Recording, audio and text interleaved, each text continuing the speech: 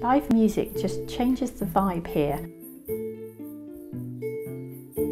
There's a kind of frisson in the air. I think the children really particularly tap into, and they go with it in a big way.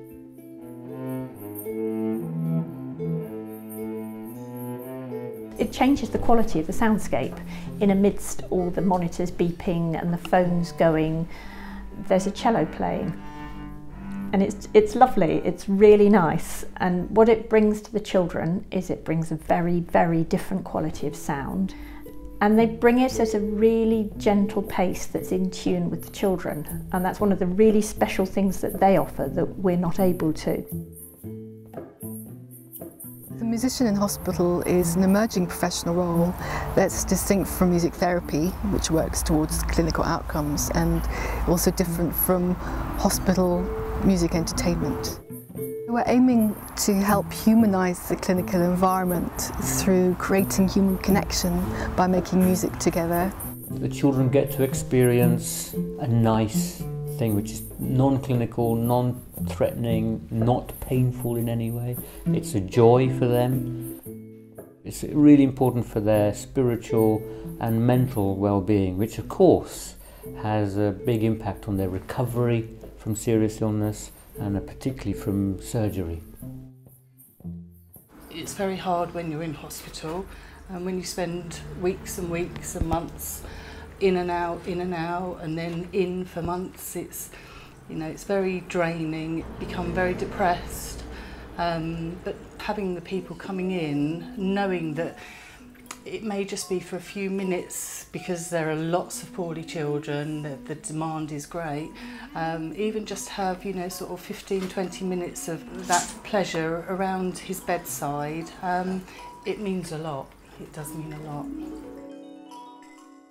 He is severely visually impaired, so watching TV is really not an option for Liam, so it's all about sound, and to be able to feel the instruments on him, around him, resonating, it just gave him a lot of stimulation and a lot of pleasure, didn't it, Liam? Yes? Obviously we work very hard here as a team and as a service to reduce fear and distress whenever we can.